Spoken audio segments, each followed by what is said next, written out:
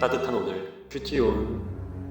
여호와 내 구원의 하나님이여, 내가 주야로 주 앞에서 부르짖었사오니 나의 기도가 주 앞에 이르게 하시며 나의 부르짖음에 주의 귀를 기울여 주소서.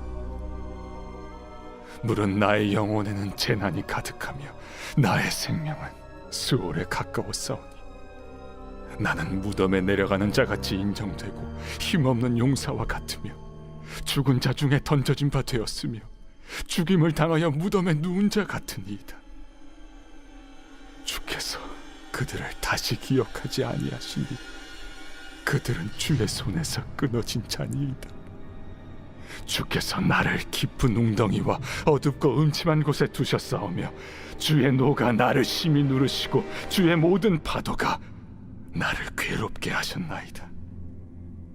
주께서 내가 아는 자를 내게서 멀리 떠나게 하시고 나를 그들에게 가증한 것이 되게 하셨사오니 나는 갇혀서 나갈 수 없게 되었나이다. 곤란으로 말미암아 내 눈이 쇠하였나이다. 여호와여, 내가 매일 주를 부르며 주를 향하여 나의 두 손을 들었나이다. 주께서 죽은 자에게 기이한 일을 보이시겠나이까? 유령들이 일어나 주를 찬송하리이까? 주의 인자하심을 무덤에서, 주의 성실하심을 멸망 중에서 선포할 수 있으리이까? 흑암 중에서 주의 기적과 이즘의 땅에서 주의 공의를 알 수 있으리이까? 여호와여, 오직 내가 주께 부르짖었사오니 아침에 나의 기도가 주의 앞에 이르리이다. 여호와여, 어찌하여 나의 영혼을 버리시며 어찌하여 주의 얼굴을 내게서 숨기시나이까? 내가 어릴 적부터 고난을 당하여 죽게 되었사오며 주께서 두렵게 하실 때 당황하였나이다. 주의 진노가 내게 넘치고 주의 두려움이 나를 끊었나이다. 이런 일이 물같이 종일 나를 애우며 함께 나를 둘러쌌나이다. 주는 내게서 사랑하는 자와 친구를 멀리 떠나게 하시며 내가 아는 자를 흑암에 두셨나이다. 샬롬. 7월 4일 금요일 큐티온 기도로 시작하겠습니다. 하나님, 이 시간 또 주님 앞에 나와 엎드려 주님의 음성을 듣고자 하는 마음 가운데 묵상하며 나아갑니다. 저희들이 주님 말씀을 묵상할 때에 주님 말씀을 깨달을 수 있는 지혜를 더하여 주시고 그 지혜가 저희들의 삶을 주관하여서 이 삶 가운데 저희들의 오늘 하루 가운데 나타나여지는 그 모든 것들이 주님의 생명이 되게 하시고 주님의 열매가 될 수 있는 놀라운 경험을 할 수 있는 하루가 되게 하여 주옵소서. 예수님의 이름으로 기도드립니다. 아멘. 시편 88편은 개인 탄원시로 병 때문에 죽음을 앞두고 있는 자의 기도로 보여집니다.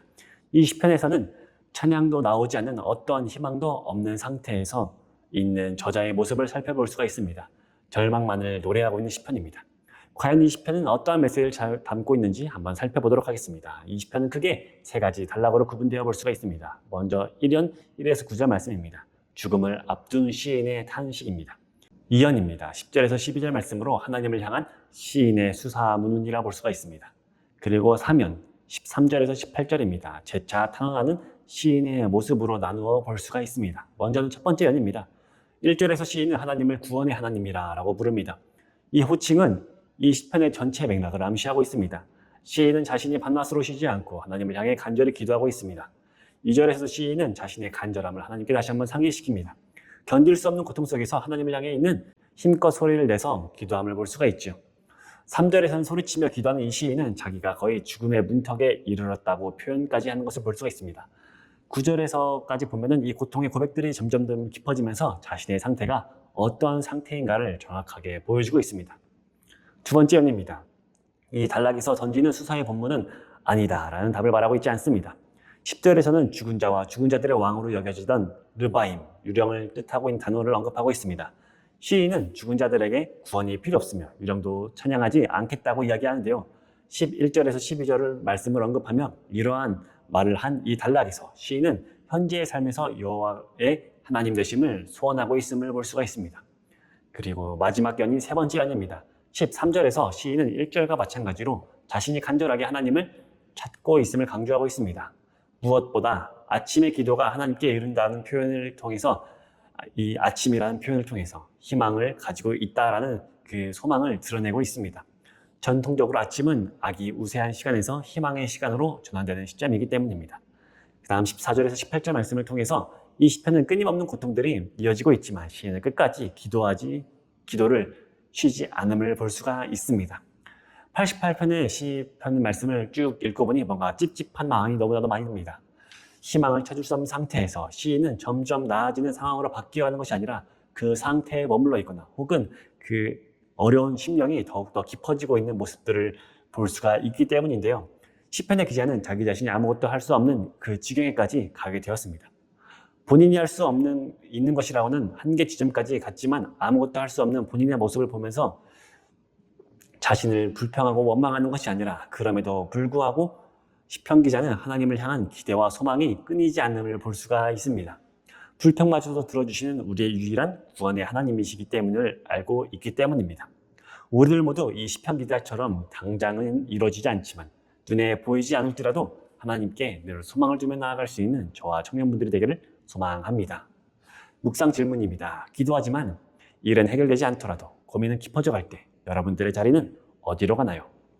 제가 피아노를 잘 치지 못하지만 예전에 잠시 피아노를 배웠을 때 피아노 곡 중에서 왼손은 4분의 3박자, 오른손은 4분의 4박자로 쳐야 했던 곡이 있습니다. 제가 좀 타고난 박자치라서 그 왼손 오른손을 맞춰가는 게 정말로 쉽지 않고 답답한 일이었습니다. 하지만 그럼에도 불구하고 제가 정말로 이 곡을 끝까지 연주해보고 싶다는 그 마음이 있어서 그것을 계속해서 연주하고 연습을 하다 보니까 정말 실패가 빈번하고 많이 일어났지만 그럼에도 불구하고 그 곡을 끝까지 연주했을 때 그 감동이 아직도 생생한 것 같습니다. 아무튼 그러한 곡을 마지막까지 연주했을 때 정말로 제게는 너무나도 큰 감동이 다가왔었는데요. 제가 만약에 처음에 한두 번 연습하다가 이것은 도저히 안 돼 라고 그만뒀다면은 그 맛을, 그 감동을 지금은 잊어버리지 못하고 그 감동에 대해서도 무엇인지 알지 못했을 것인데 끝까지 버티다 보니 어떻게든가 되더라라는 경험이었습니다.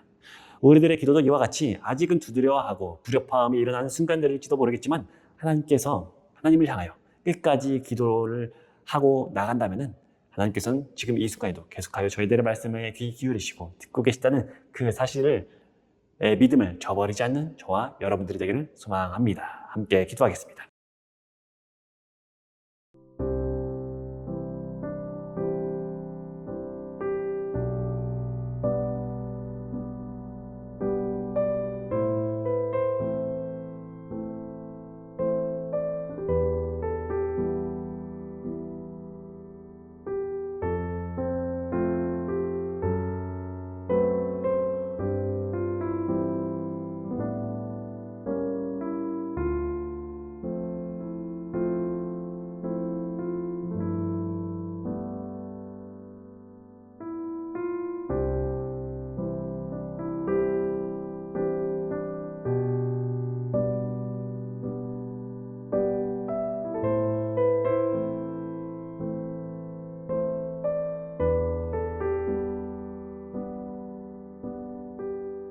빛이신 주님을 찬양합니다. 주님께서 함께 해주시고 저희들의 빛이 되어주시니 가야 할 길이 어디인지를 알게 되어 참 감사합니다.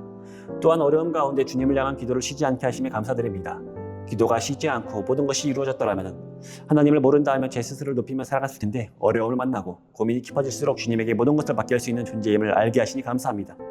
믿음의 주여 온전케 하시는 이인 예수님을 바라보며 나아가오니 저희들은 주의 보좌 앞으로 인도하여 주옵소서. 예수님의 이름으로 기도드립니다. 아멘. 여러분들 금요일입니다. 정말로 얼마 안 남았습니다. 한 주 동안 화이팅입니다.